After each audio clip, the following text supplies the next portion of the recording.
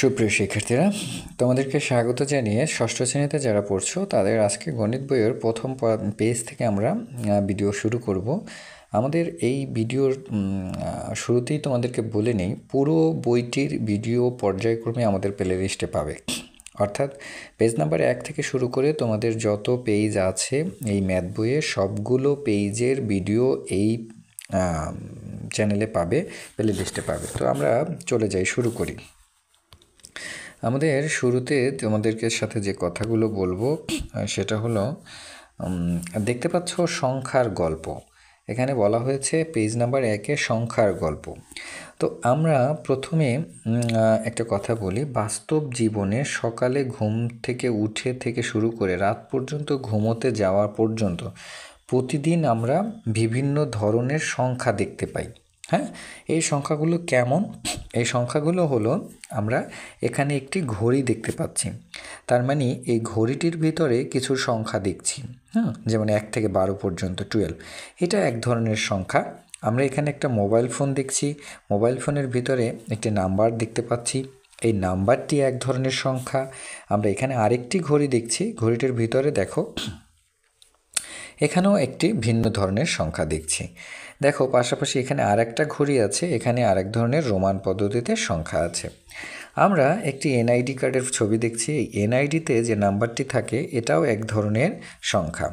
তারপরে আমরা এখানে চেয়ার টেবিলের উপরে কাপ, পিরিচ এবং প্লেট দেখতে পাচ্ছি, এটাও কিন্তু এক ধরনের সংখ্যা। তারপরে আমরা এখানে ক্যালেন্ডার দেখতে পাচ্ছি, এই ক্যালেন্ডারের ভিতরে অনেক ধরনের বাংলা এবং ইংরেজি নাম্বার আছে, এটাও কিন্তু এক ধরনের সংখ্যা। তাহলে আমরা দৈনন্দিন জীবনে বিভিন্ন ধরনের সংখ্যা দেখতে পাই বা সংখ্যার ব্যবহার করে থাকি।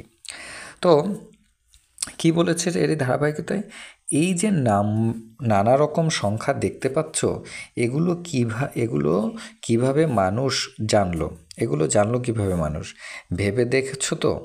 আজ থেকে অনেক অনেক বছর আগে তারা কিভাবে সংখ্যা লিখত এবং গণনা করত? এই প্রশ্নের উত্তর পাওয়া যাবে সংখ্যার গল্পে। চলো তাহলে সংখ্যাগুলো কিভাবে এলো সেই মজার কাহিনী শুনি। কয়েক হাজার বছর আগে আমরা ফিরে যাই, যখন মানুষ খাদ্যের জন্য কেবল কী করত?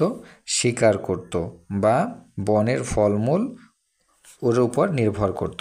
তখন তারা সকালে ঘুম থেকে জেগে উঠত পাখির ডাকে, তারপর হয়তো নদীর জলে মুখ ধুয়ে খাদ্য কী করত? ক্ষেত্রে কি বলছে? চলো তাহলে প্রাচীনকালে মানুষ কিভাবে দাগ কেটে, দড়িতে গিট দিয়ে, পাথর ব্যবহার করে বিভিন্ন উপায়ে সংখ্যা গণনা করত তার কিছু নমুনা দেখি। ট্যালির মাধ্যমে এখানে দেখো সংখ্যা, এখানে একটি দাগ দেওয়া মানে হলো 1, দুটি দাগ 2, তিনটি দাগ 3, চারটি দাগ 4, এরপরে 4 নম্বর দাগের পরে একটি আড়াআড়ি দাগ দিলে 5। এভাবে করে আমরা এখানে 10 পর্যন্ত দেখতে পাচ্ছি। তারপরে আমাদের এখানে কয়টা আছে? 5 করে 5 বার। তাহলে এখানে এই যে বক্স, এখানে কত হবে? এখানে হবে হলো 25। ওকে, তাহলে আমাদের এখানে যে বক্সটি আছে এখানে আমাদের 27 লিখতে হবে। তা 27 কীভাবে লিখব? এই যে উপরে 5 বার ট্যালি চিহ্ন আছে, এই 5 বার লিখে তারপরে আবার 2টা দাগ দিলে 27 হয়ে যাবে। ওকে, তাহলে 25 আর 2 27। এবার রোমান সংখ্যা আমরা গণনা করব। দেখো ছবিটি আমরা সবাই চিনতে পারছি, তাই না?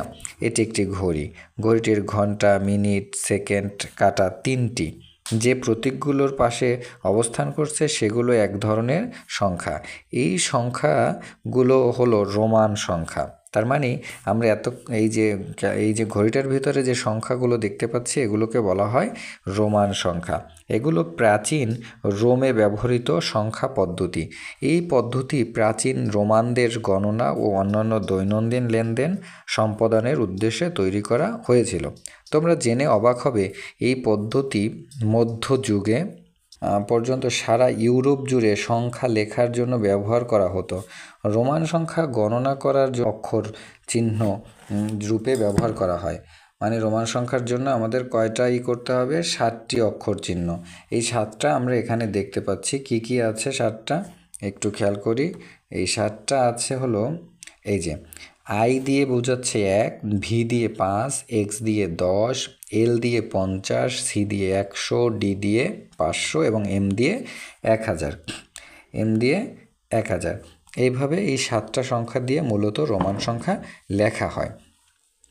এবার আমরা খেয়াল দেখি, মজার ব্যাপার হলো রোমান সাম্রাজ্যের পতনের পর রোমান সংখ্যাসমূহ ব্যবহার অব্যাহত থাকে। 1400 শতাব্দীর পর থেকে রোমান সংখ্যার পরিবর্তে আরও বেশি সুবিধাজনক আরবি সংখ্যা ব্যবহার করা শুরু হয়। তার মানে 1400 বছর এই রোমান সংখ্যা ব্যবহার ছিল। তবে কিছু ছোটোখাটো ক্ষেত্রে রোমান সংখ্যাগুলো ব্যবহার এখনও চলছে। রোমান সংখ্যা ব্যবস্থায় শূন্য এর কোনো প্রতীক ছিল না। তাহলে একটা সংখ্যা পেলাম কি, রোমান গণনায় কোনো শূন্যর ব্যবস্থা নেই, একটি অন্যতম অসুবিধা। আর একটি অসুবিধা হলো রোমান সংখ্যা কখনো যোগ আবার কখনো বিয়োগ করে বের করতে হয়। রোমান সংখ্যা কি করতে হয়, কখনো যোগ আবার কখনো বিয়োগ করে। এবার আসো আমরা রোমান সংখ্যা লেখার যে নিয়ম সেটা দেখি। রোমান সংখ্যা লেখার নিয়ম আমাদের এই যে এখানে দেওয়া আছে 6টি কারণ, এটা আমরা লিখব। তোমাদের শ্রেণীর শিক্ষার্থী সংখ্যা, নিজ নিজ পরিবারের লোক সংখ্যা, বিদ্যালয়ের বাগানে কয়টি ফল গাছ আছে, এরূপ উত্তর কোনো না কোনো সংখ্যার মাধ্যমে দিতে হবে, তাই না? সংখ্যাগুলো হতে পারে 50, 7, 32 বা অন্য কোনো। তবে সংখ্যাগুলো যাই হোক না কেন, এগুলোর জন্য একটি নিয়ম বা নীতি আছে। তেমনি রোমান সংখ্যা লেখারও কিছু নীতি আছে। রোমান সংখ্যাসমূহ সর্বদা বাম থেকে ডান দিকে যাবে, এটা 1 নম্বর কথা। রোমান সংখ্যা লেখার সময় রোমান সংখ্যা আই, সি, এক্স এবং এম এই 3 বার পর্যন্ত পুনরাবৃত্তি করা যেতে পারে। তার মানে আই 3 বার করতে পারবো, 4 বার করা যাবে না। তারপর এক্স আমরা 3 বার করতে পারবো, এর বেশি করা যাবে না। সি এবং এমও 3 বার, সর্বোচ্চ 3 বার লিখতে পারবো। এল, ভি, ডি পুনরাবৃত্তি করা যাবে না। এল এবং ভি এবং ডি পাশাপাশি ডাবলভাবে লেখা যাবে না, মানে পুনরাবৃত্তি মানে একটাকে একাধিকবার লেখা যাবে না, যে ডবল এল লিখলাম, ডবল ভি লিখলাম, ডবল ডি লিখলাম, এটা করা যাবে না। একটি ছোট মানের প্রতীক একটি বড় মানের প্রতীকের বামে স্থাপন করা হলে এটি বড় মানের প্রতীক থেকে বিয়োগ করা হয়। যেমন এল আর এক্স, এল দ্বারা বোঝাচ্ছে 50কে আর এক্স দ্বারা বোঝাচ্ছে 10কে। তাহলে এল এর বামে যেহেতু এই যে 50 আছে, মানে 10 আছে, তার মানে 50 থেকে 10 বিয়োগ হবে, তার মানে এটা হবে 40। আমরা বুঝতে পারছি তো নিশ্চয়ই। তারপরে একটি ছোট মানের প্রতীক একটি বড় মানের প্রতীকের ডানে অবস্থান করলে এটি বড় মানের প্রতীকের সাথে যোগ হবে। তার মানে মোট কথা, ছোট সংখ্যাটা বামে থাকলে বিয়োগ হবে, বড় সামনে থাকলে যোগ হবে, এটা মাথায় রাখতে হবে। শুধু আই, এক্স এবং সি এই প্রতীকগুলো বিয়োগ এবং যোগমূলক সংখ্যা হিসেবে ব্যবহার করা হয়। তার মানে আমরা একটা সংখ্যার সাথে কি যোগ হবে, কি বিয়োগ হতে পারে, আই যদি বামে থাকে বিয়োগ, আই যদি সামনে থাকে যোগ, এক্স যদি পিছনে থাকে বিয়োগ, সামনে থাকলে যোগ, সি যদি পিছনে থাকে কি হবে, বিয়োগ, পরে থাকলে যোগ। কিন্তু অন্যগুলো যেমন এল, ভি, ডি এগুলো কিন্তু যোগ বিয়োগ হবে না। তাহলে আশা করি আমরা কিন্তু এই যে রোমান সংখ্যা পদ্ধতি লেখার নিয়মটি শিখে গেলাম। এখানে একটি বক্স আছে, এই বক্সটি আমাদের পূরণ করতে হবে। এই বক্সটি আমরা পরবর্তী ভিডিওতে পূরণ করে দিব। আজকে এ পর্যন্তই, ভালো থাকবে, আল্লাহ হাফেজ।